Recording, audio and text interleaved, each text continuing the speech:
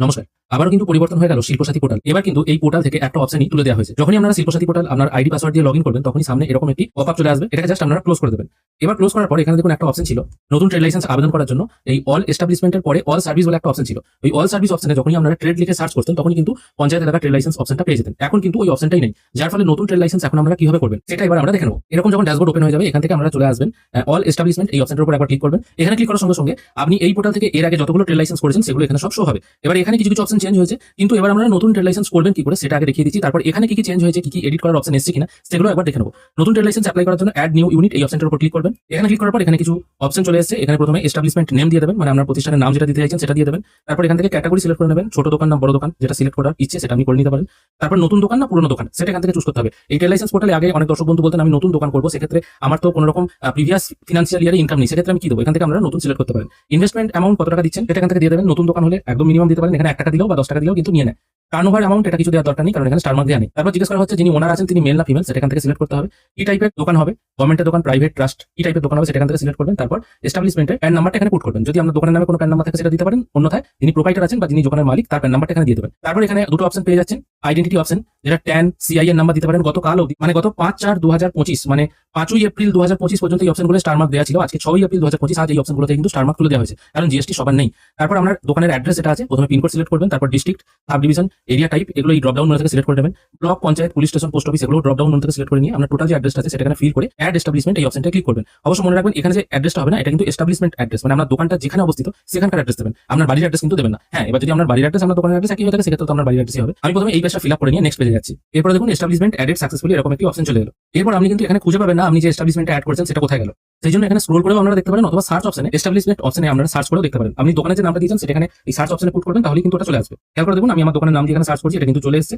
এরপর আপনাকে কি করতে হবে, অ্যাড নিউ সার্ভিস এই অপশনটা ক্লিক করতে হবে। এখানে ক্লিক করার সঙ্গে সঙ্গে এখানে মোটামুটি সবকিছু ডিটেইলস শো হচ্ছে, মানে আপনার দোকানটা কোথায়, কত টাকা ইনভেস্টমেন্ট অ্যামাউন্ট ইত্যাদি ইত্যাদি। এখান থেকে কিন্তু আমরা ট্রেড লাইসেন্স অপশনটা পেয়ে যাবেন। এবার এখানে সার্চ করবেন TRADE, এখানে দেখুন ট্রেড লাইসেন্স অপশন এসে গেছে। এরপর আপনারা পঞ্চায়েত এন্ড রুরাল ডেভেলপমেন্ট এই অপশনটা ক্লিক করে ক্রিয়েট সিএএফ করবেন, তাহলে কিন্তু একটা সিএএফ জেনারেট হবে। তারপর অ্যাপ্লাই অনলাইন এই অপশনটা ক্লিক করবেন।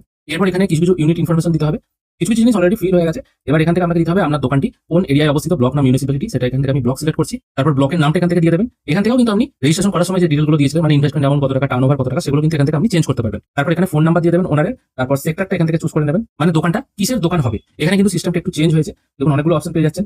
ধরুন যদি সাইবার ক্যাফে হয়ে থাকে, সাইবার ক্যাফে অপশনটা কিন্তু এখানে নেই, সেক্ষেত্রে এটা আদার সিলেক্ট করবেন। তারপর এই অপশনটা টিক মার্ক দিয়ে সেভ এন্ড কন্টিনিউ করবেন। অ্যাপ্লাই করার যে মেইন ফর্মটা সেটা কিন্তু এখানে পেয়ে গেলেন। এখান থেকে ডিস্ট্রিক্ট, ব্লক, গ্রাম পঞ্চায়েত সিলেক্ট করে নেবেন। দোকানের নাম এখানে দেওয়াই থাকবে। এখান থেকেও কিন্তু আপনারা দোকানের নামটা চেঞ্জ করতে পারেন, প্রথমে যেটা দিলে নোটিশে রাখতে হবে তা কিন্তু নয়। তারপর এখান থেকে সিলেক্ট ট্রেড টাইপ, কি টাইপের দোকান আছে সেটা এখান থেকে আপনাকে চুজ করে নিতে হবে, ঠিক আগে যেমন পদ্ধতি ছিল। তারপর ফিল করে দেবেন আপনার অ্যাড্রেস ডিটেল, তারপর আপনার ভিলেজের নাম দিতে হবে। অবশ্যই মনে রাখবেন যে ডিটেলগুলো এখানে ফিল করছেন সেগুলো কিন্তু আপনার দোকান বা আপনার প্রতিষ্ঠানের ডিটেল।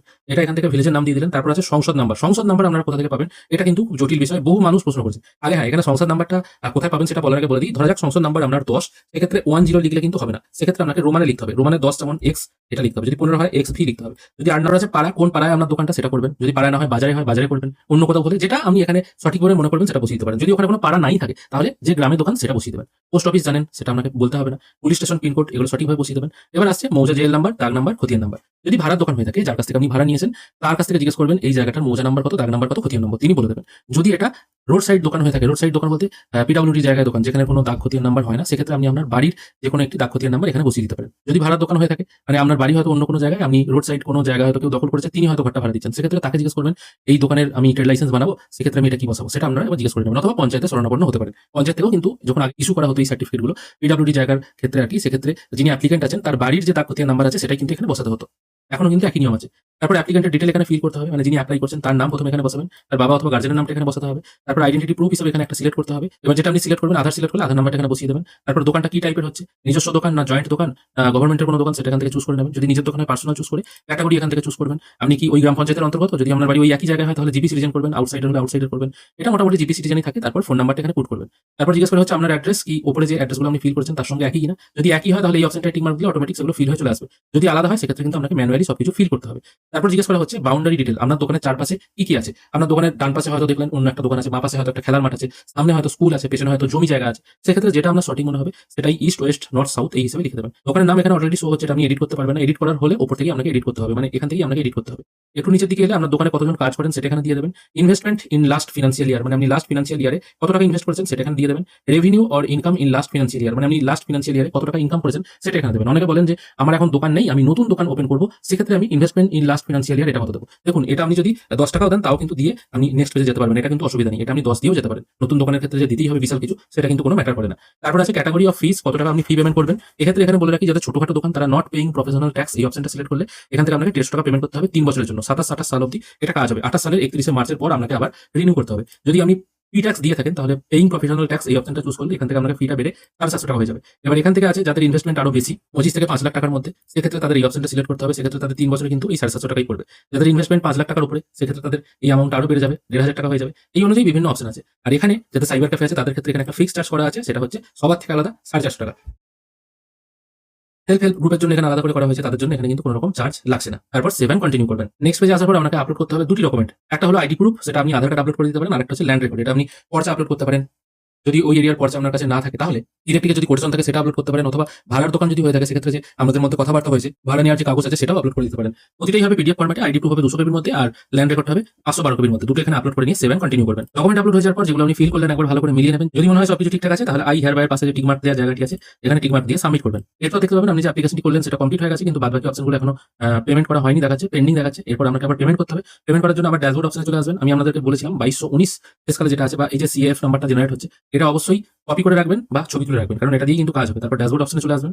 স্টিল একটু নিচের দিকে আমরা দেখতে পাবেন এখানে পে নাও বলে একটা অপশন আছে, এটির উপর একবার ক্লিক করবেন। আর যতবার কিন্তু পেমেন্ট করতে যাবেন তার আগে অবশ্যই সিএফ নাম্বারটা মিলিয়ে নেবেন, কারণ এটা আমি দেখেছি এই ওয়েবসাইটে একটা গ্লিচ আছে, অনেক সময় এটা কিন্তু চেঞ্জ হয়ে যায়। অন্য কোনো দেখবেন সিএফ এর আপনি হয়তো পেমেন্ট করে দিয়েছেন, এটা হয়তো না। সেই জন্যই বারবার বলছি এই জিনিসটা কিন্তু মাথায় রাখবেন। আমি পে নাও অপশনে ক্লিক করছি, এখান থেকে দেখা যাচ্ছে 750 টাকা পেমেন্ট করতে হবে। আমি প্রসিড ফর পেমেন্ট করছি। এখান থেকে বিভিন্ন পেমেন্ট অপশন ওপেন হয়ে যাবে। আমি ইউপিআই চুজ করব। তারপর এখান থেকে ফোনপে, গুগল পের মাধ্যমে আমরা পেমেন্ট করতে পারবেন। যদি ফোনপে করতে চান ফোনপে সিলেক্ট করবেন। এখানে আমাদের ইউপিআই নাম্বারটা পুট করে ভেরিফাই করবেন। তারপর আপনার ফোনপে অ্যাপটা ওপেন করবেন। ওখানে দেখবেন এখান থেকে একটা রিকোয়েস্ট আছে পেমেন্ট করার, সেটাকে ওকে করে দিলেই কিন্তু এখানে পেমেন্ট প্রসেস কমপ্লিট হয়ে যাবে। পেমেন্ট প্রসেস কমপ্লিট হয়ে গেলে পেজটি অটোমেটিক লগ আউট হয়ে যাবে। লগইন করার জন্য এখানে আমরা ইউজার আইডি, পাসওয়ার্ড এবং ক্যাপচা পুট করে আবার লগইন করব। লগইন করার পর এখানে কিন্তু আপনারা যে সিএফ নাম্বারটা বললাম, মানে পেমেন্ট করার যে নাম্বারটা, এটা কিন্তু এখানে আপনারা খুঁজে পাবেন না। সেটিকে খুঁজে পাওয়ার জন্য আপনাকে কি করতে হবে, মাই অ্যাপ্লিকেশন অপশনে এসে অ্যাপ্রুভ অপশনটা ক্লিক করতে হবে। এখানে ক্লিক করলেই আমরা যতগুলো সার্টিফিকেট অ্যাপ্লাই করেছেন এবং যতগুলো অ্যাপ্রুভ হয়েছে সবগুলো শো হবে, শুধুমাত্র অ্যাপ্রুভগুলোই শো হবে। কিন্তু ডাইরেক্ট ড্যাশবোর্ড অপশনে ওই অপশনটা প্রথম দিকে খুঁজে পাওয়া যায় না। মিনিট 5 পর রিফ্রেশ করলে আবার ওই অপশনটা আসে। এই সরাসরি মাই অ্যাপ্লিকেশন অপশনে এসে অ্যাপ্রুভ অপশনে ক্লিক করলে সর্বপ্রথম কিন্তু এই অপশনটা দেখতে পাবেন। এখান থেকে সার্টিফিকেট ডাউনলোড করার জন্য ডাউনলোড সার্টিফিকেট অপশনে ক্লিক করবেন। তারপর এখান থেকে ডাউনলোড সার্টিফিকেট বলে একটা অপশন পেয়ে যাবেন। এটির উপর ক্লিক করলেই কিন্তু আমরা সার্টিফিকেটটি ডাউনলোড করতে পারবেন। আমি ডাউনলোড সার্টিফিকেট অপশনে ক্লিক করছি। তারপর দেখুন এখানে কিন্তু সার্টিফিকেট ডাউনলোড হয়ে গেল। এটা কিন্তু ইনস্ট্যান্ট হয়, পেমেন্ট করলেই